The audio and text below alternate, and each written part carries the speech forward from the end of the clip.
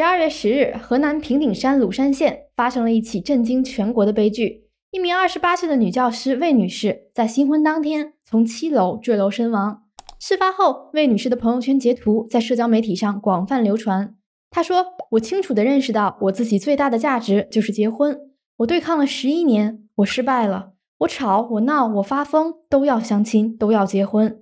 以此相逼，必须要我结婚的父母，指责我不孝的亲戚。蹬鼻子上脸只会气人的对象和只会让你忍的父母真是绝配。所以我结婚了，完成了这辈子最大的任务。”新娘甚至在朋友圈留下了手机和银行卡密码，拜托朋友帮她处理后事。学生看到这则消息说：“这是我的高中历史老师，印象里她善良漂亮。”没想到再次听见她的消息，竟然是她离开了。一位以笔试第1的成绩考入编制，受学生喜爱，家庭条件也不错的知识女性，死于一场长达11年的心理拉锯战。自大学起，魏女士开始不断拒绝父母安排的相亲对象，与家人频繁爆发冲突。考编成功上岸后，她依旧没有拿到自己的人生主导权。父母的催婚愈演愈烈，从情绪施压到亲情绑架，甚至拿生命作为威胁。这些挣扎始终未能动摇父母人必须要结婚的执念。长期的情感消耗中，她被迫妥协，与父母选定的张先生在一起，但自始至终缺乏感情基础。魏女士多次和父母表达内心的抗拒，希望终止这段关系，换来的是忍一忍就过去了，男人都这样的敷衍回应。婚礼当日，小区内外张灯结彩，宾客好友络绎不绝，但新娘独自走向位于7楼的婚房，一跃而下。她选择非常极端的方式结束了自己的生命。魏女士的命运就像一面镜子，映照出了中国家庭里根深蒂固的传统婚恋观，将婚姻视作人生必经程序，把成家当作人生的考核指标，但没有人在意个体的情感需求与心理健康。快到年底了，这个时间段一直到春节都是催婚的高发期。由于社会上充斥着大量的父母催婚现象，它甚至催生出一条独特的内容产业链。一群自媒体假专家设立了大量的催婚营销号，专门迎合中老年人对儿女婚姻大事的焦虑心理，为他们提供精神炮弹。孩子不结婚不恋爱，父母应该怎么办？绝对有办法。只用一招让你的女儿接受婚姻，一招让你的孩子想结婚。到了年纪不结婚，2招就能解决。如果你家孩子不想结婚，就跟他聊这3个话题。父母说好4句话，让孩子主动结婚。只有催婚的家长才是合格的家长。这些自媒体账号炮制各种夸张故事，散布年龄焦虑，过了多少岁就无法脱单了，不结婚就会孤独终老。男生过了22岁就很难再脱单。你家女儿过了23岁，应该谈恋爱了。孩子过了24岁是拼搏成家的年纪。孩子过了25岁，连对象还没有。超过26岁还没有对象。过了27岁还没有结婚。孩子过了27岁必须得结婚。孩子过了28岁还不恋爱。29岁还不结婚。30岁以前一定要让孩子结婚。30多岁还不结婚，真的害苦父母啦。该反省的一定是父母，一定是父母。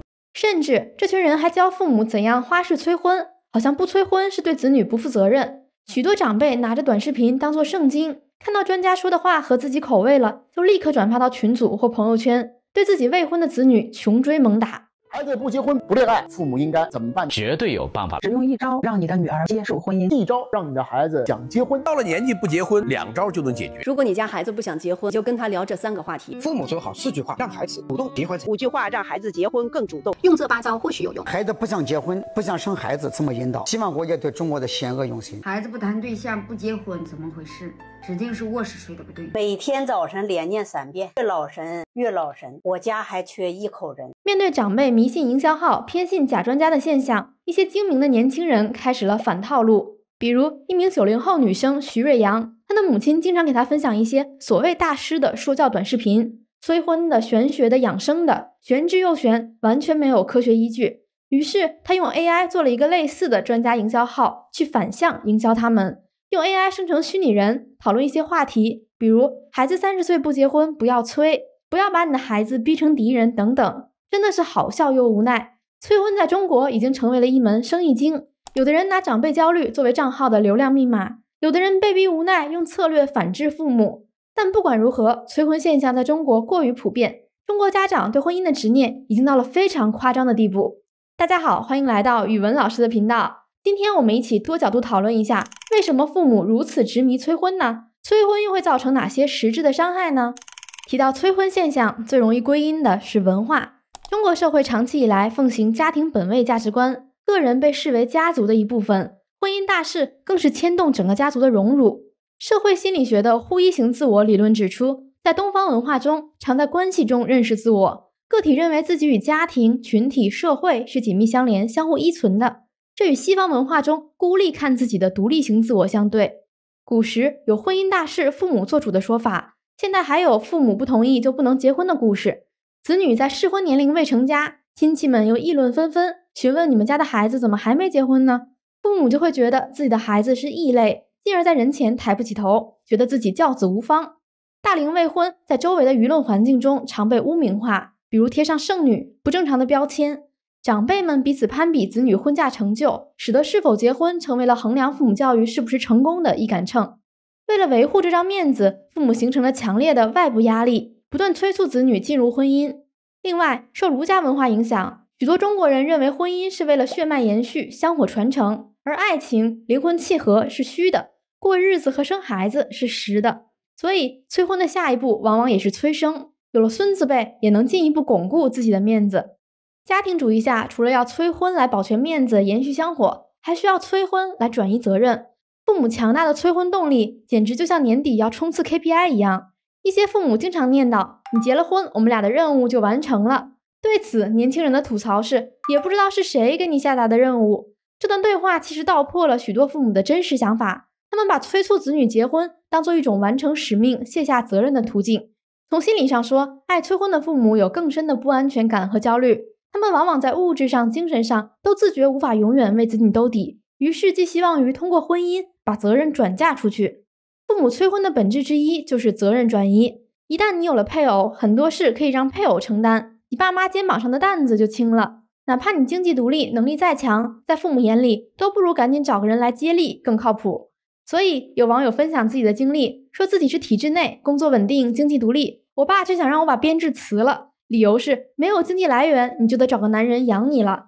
所以说，催婚对于一些父母来说，既是想要保住自己在同龄人间的面子，又是一种焦虑的转嫁和卸责机制，通过逼迫孩子尽快成家，从而实现社交攀比，并且减轻自己对于子女未来生活乃至养老问题的担忧和责任感。除了文化导致的面子转嫁责任，催婚还是父母的控制欲在作祟。表面上说为了孩子着想，实际上是不愿意放手对子女人生的掌控。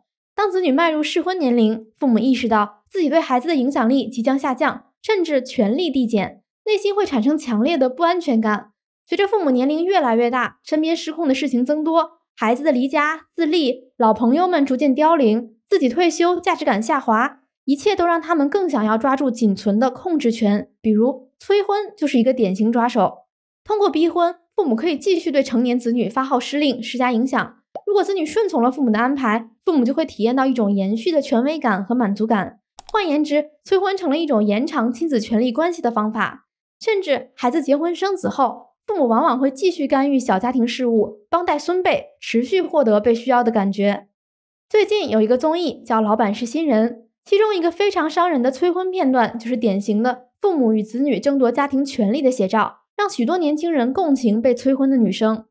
父亲遭遇失明，合伙人趁机跑路，为了拯救濒临破产的厂子，父亲把大厂40万年薪的女儿摇回来救场。24岁的黄鱼香用3年盘活了父亲的老厂，但父亲对女儿的沟通方式还是习惯用打压式教育。更令人难受的是催婚这段。那重要的是什么？你问一下你妈妈。重要的是让你们给我们带来一个男朋友，最重要的这个任务，我相信比这个完成那10万件要容易多得多。有可能不结婚，有可能他只是进入到下一个阶段，下一个阶段也不一定是很美好。那万一结了就离了呢？你要看对方是不是适合的呀。我再跟你说，离了我也认。我再简单说，你真正不结婚不订婚，这叫自私，对我们不负责任，对你个人不负责任。你再大一点，你又怎么办？父亲直接使用了常见的催婚话术，比起赚钱接订单，有男友更重要。今年必须结婚，他觉得女儿只要是结婚了，离了他也认，不结婚就是自私不负责任。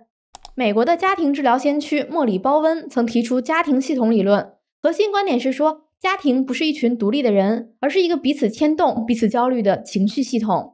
它主要强调3个概念，第一个叫自我分化程度，分化高的家庭可以清楚分开3件事，这是我的人生，这是你的情绪，这是社会的声音。但分化低的家庭恰恰相反，自我与他人高度混合，子女的选择等同于父母的成败。许多中国家庭恰恰都是分化低家庭，子女结不结婚不是个人选择，而是父母自我价值能不能延长。第二个概念叫情绪融合，也叫边界崩坏，它是指家庭成员之间有没有清晰的心理边界。很明显，中国家庭是边界崩坏的，你的焦虑就是我的焦虑，我的恐惧必须由你来解决，你的人生节点一定要服从家庭的节奏，当你不服从就是自私不懂事。在这种状态下，父母最爱说我不是逼你，我是为你好。当听说你不想结婚，父母听到的是你让我丢脸，我没法活了。一旦家庭关系是边界崩坏的，遇上父母催婚的场景，只有你妥协了，结婚了，系统才能暂时稳定下来。第三个概念叫焦虑转移与替罪羊，就是说家庭系统里面的焦虑一定会寻找出口。父母面对养老压力、亲戚比较、未来失控感，自己又没能力解决，那焦虑必然会转移。通常那个适婚却未婚的孩子就成了全家的问题承载者，这是家庭系统里的替罪羊机制。所以对于被严重催婚的人来说，你不是不孝，你只是需要把自己从失控的家庭系统中分化出来，而这件事本身就需要极大勇气。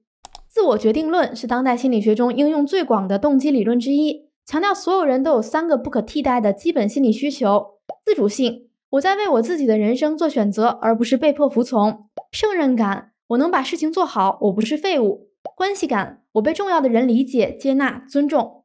然而，中国许多父母在教养中奉行的是高度控制的方式，以为你好之名入侵子女的人生决策，透过施压迫使子女顺从自己的意愿，用引发内疚、羞愧感、撤回爱与关心等手段进行情绪勒索，从而控制子女。所以说，除了家庭主义下面子与转移责任外，催婚也是父母的权力控制，用来满足掌控感。催婚变成了一种权力博弈，父母不断施压来重申自己的主导权，而子女渴望划清界限，掌控自己的人生。这是一场围绕谁有决定权展开的拉锯，也是许多中国家庭的矛盾核心。再向深处探究，还有一些更宏观、更隐蔽的因素，让中国父母普遍难以容忍子女在婚姻上特立独行。这涉及到代际创伤和整个社会环境对个体自由的压抑，以及恐惧治理现象。首先，中国的许多父母自身成长于一个个人意志被压抑的时代，他们也许经历过计划经济年代的物质匮乏、文革动荡，甚至饥荒动乱，整体成长于不安全感弥漫的环境。他们当中，许多人内心留有创伤，对不稳定极度厌恶，对未来充满难以言喻的不确定感。他们的婚姻很可能是被包办、相亲或迫于现实才匆忙成家。他们也习惯了遵从长辈和社会的安排，并认为这是理所应当。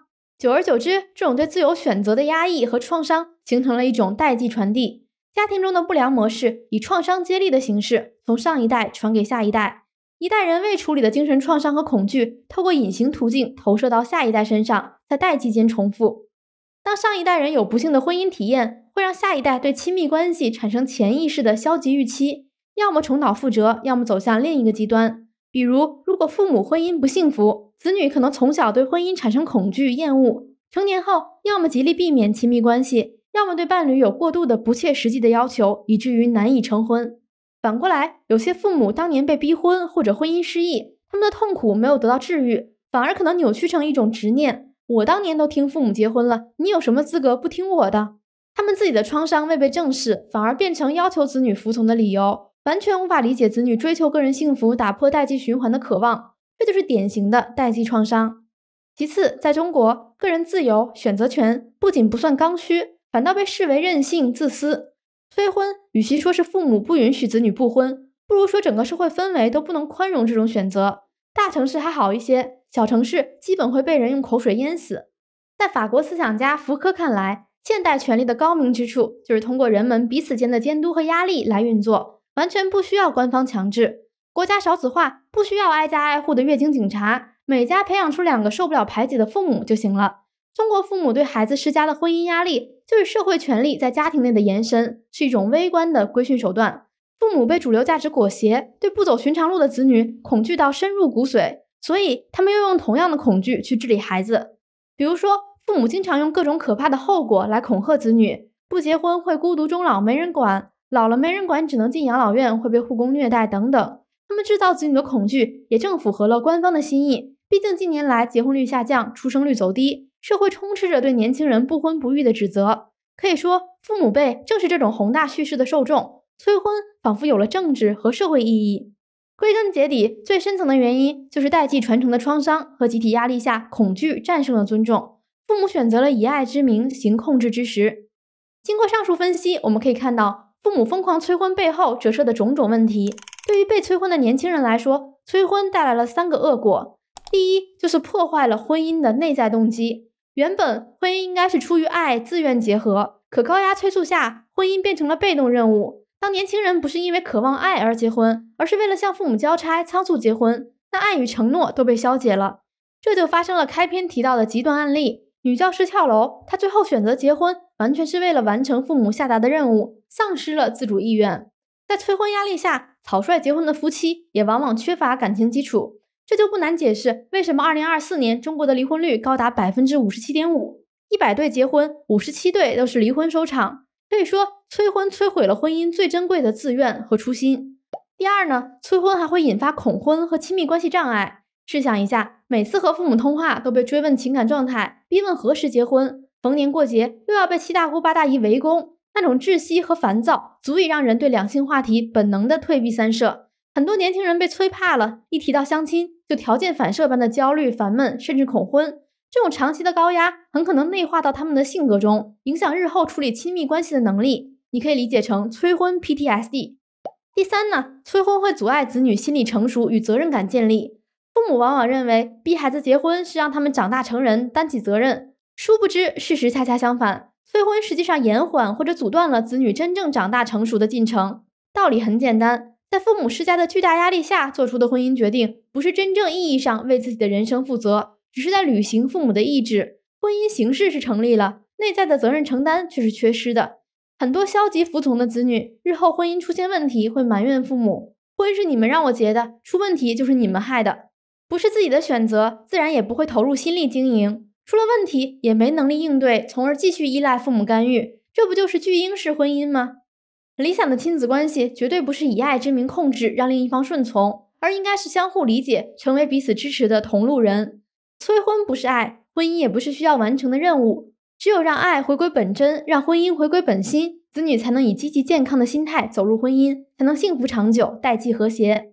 好了，今天的中国父母为何执迷催婚就到这里了。如果你也对这个话题感兴趣，留言告诉我们吧。记得点赞订阅我们的频道，下期见，拜拜。